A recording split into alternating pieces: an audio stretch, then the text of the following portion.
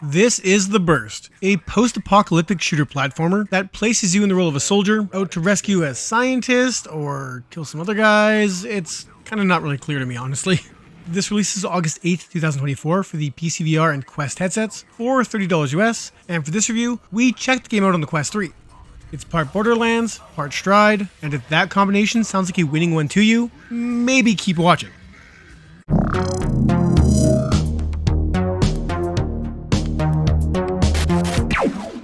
Hello VR fanatics. Before we get to it, if you enjoy this review, please hit that like button to stay up to date on our content, subscribe, and of course, leave a comment with your thoughts on this release. I'm Ryan for the VR Grid. Now let's do this.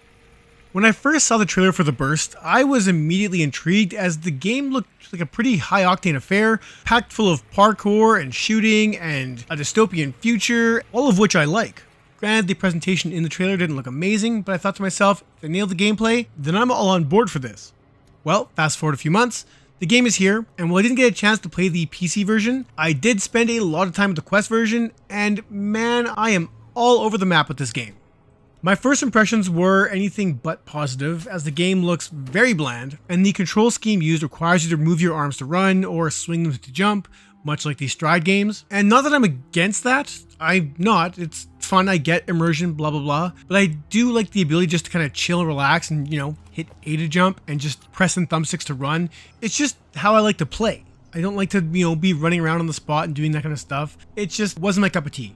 Despite that, I did get used to the controls, and for the most part, you're not required to do a lot of that. The parkour stuff for sure, and there's a lot of parkour stuff in here, but if you're not traveling the landscape on like a quad type vehicle, you'll be in shootouts with a variety of enemies and some rather large scale levels that typically rely more on thumbstick movement than anything else. Like I said, there is a story here. It starts off with you playing as one character in the kind of prologue stage, switch to a different character who's like a government agent, badass type guy. You're in radio contact with like your superior, then a bunch of others throughout the game. And there is a story here. It's kind of hard to pay attention to. It was kind of ramshackle. Basically go from point A to point B to point C, kill anything in your way, and keep progressing the story, I guess. The largest problem with The Burst is almost every aspect of this game doesn't work the way it's supposed to, at least not all the time, making everything very inconsistent and unreliable. You can store a main pistol at your waist and can toggle that in the options menu, and grabbing at that wasn't always a guaranteed grab it at first try without actually looking to see what you're grabbing at. You can store one weapon over each shoulder, which works just fine. All your ammo is stored at your waist level, I'd say on a belt, but it's just kind of floating there, and as you accrue ammo, it kind of like actually just clips into each other just because it has to all fit in one space.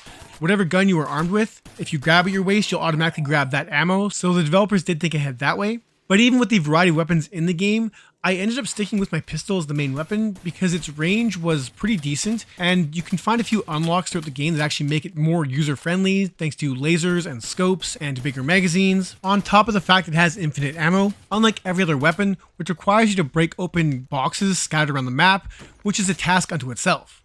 So while the rest of the weapons do work alright, I just found the pistol to be my go-to thanks to its accuracy and ease of reloading. As for the enemies you faced, most of them are stupid and exploitable, and that sucks because if you watch the trailer, this shows some high, fast-paced action with you swinging through areas and shooting guys, and you can do that, I suppose, but the way the game is designed just had me picking people off from a distance because you can't take a ton of damage, and while the checkpoint system in this game is very forgiving, I'd rather try to avoid death than jumping into the middle of a bunch of enemies just to get shot up because I want to experience more excitement and action. So I definitely played this probably more passively than the game was designed, but it's kind of where the strengths in this game lie, at least as far as keeping yourself alive. I will say the parkour stuff was a lot more fun and engaging than the Stride series, as the levels really were quite massive and large and did want you, or at times force you to wall jump or eventually get a grapple thing that can kind of help swing you across large gaps. There's cool uses of the parkour stuff that make sense and work well, but it doesn't always work. And I've missed grabbing ledges or grabbed the wrong thing, or went to grapple at something and actually grappled something else and then fell to my death.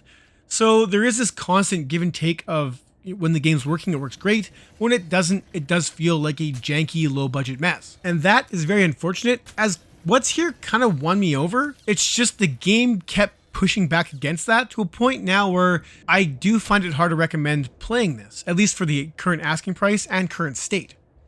There's a fairly decent campaign in here. I think roughly 8 to 10 hours. I say roughly because I couldn't complete the campaign.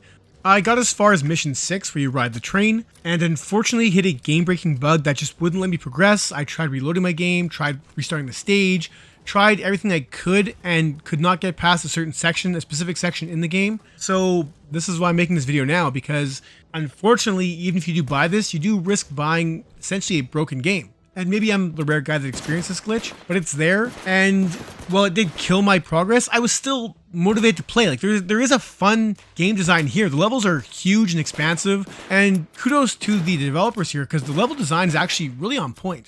For such large scale levels, it's not open world, but semi-open world. I almost always knew where to go thanks to clear directions and markers, but it still made me feel kind of clever in figuring it out. Like I was kind of navigating through the unknown using my wits.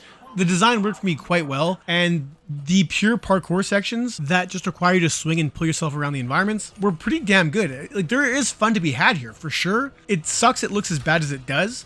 Enemies up close don't look great. It's the same enemy types over and over and over. Sometimes there's animations that are missing, especially at a distance, which is I've seen in other Quest games. I think it's kind of like a way to reduce the load on memory. Having things just not animate far away. Hopefully you don't notice it, but it's very noticeable here. Pop-in is also rampant, with elements of the environment just appearing out of nowhere, constantly changing and flickering, disappearing, reappearing.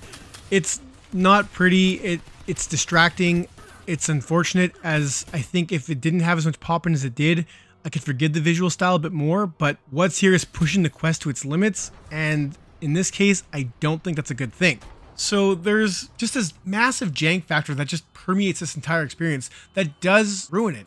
I will say I found the voice work to be pretty damn good, with the exception being a few of the NPCs being a little hard to understand, but the over-the-top nature of the characters really came across, and I did find myself being quite entertained by them. And the soundtrack here is no slouch either. It's honestly generic rock, but it's definitely generic rock-y, but I thought it fit the action quite well when it kicked in, so props to the audio department, as it might be the shining light in this game.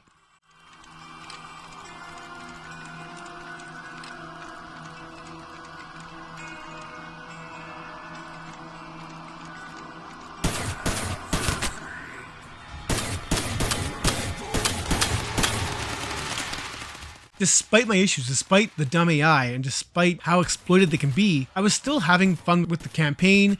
I'm a huge fan of games like Fallout and anything post-apocalyptic, so this was kind of up my alley, but there's just so much working against it.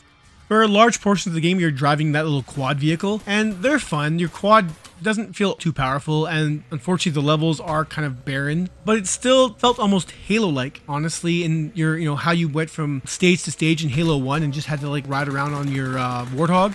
Similar to that. However, there are moments where you'll have to also fight on here, and that became trouble because the controls on your quad are relegated to your trigger buttons. So is firing a gun, and you can't just drive the quad with only one hand and fire without it being really awkward. So whenever I got in those firefights, most of the time I just got off my quad and shot them from a distance, which I know is not how the game is supposed to be played, but like otherwise I would just die over and over and over and get frustrated doing it. I did appreciate the variety in the guns, despite me only relying on the pistol for the most part of it. But with grenade launchers and shotgun type pistols, machine guns and whatnot, like there is a fun variety of weapons. And for those looking for extra reasons to play, there are notes and tape recorders you can find that do expand upon the lore, which you can look up in the menu to see what you've read, which is good because sometimes in the actual game you can't read the sheets of paper the notes are written on, which is kind of funny. Just one more knock against the game. But like I said, until I hit that game-breaking glitch, I was still motivated to beat this game, and that does say something. Now, even without that game-breaking glitch, I don't think the $30 asking price for this is just, given just how much jank is here. It honestly feels like an early access title, and I think if you decide to buy this with that in mind, it might be a better experience for you, and with luck, the developers will fix a variety of the issues, at least the major ones, and clean things up a bit, because I did get past the presentation, and I did kind of start having fun with the parkouring, and getting closer in encounters, and using the parkour and shooting in tandem to kind of make things more fun, but it is forced. Like there is fun to be had here. I just think there's a lot working against it that's going to really turn people off, and I think that's unfortunate, as what's here does have some strong bones. It just needs a lot more TLC before it's ready for the masses. So, assuming that game-breaking glitch gets fixed and nothing else, in its current state, I'm going to give the Quest 3 version of the Burst a 5.5 out of 10. As while I did enjoy aspects of this game, the sheer amount of jank and lack of polish really makes it hard to recommend, especially at full price. If you enjoyed this video, don't forget to do all the YouTube things to help us out. And that's it for this one. Thank you so much for watching.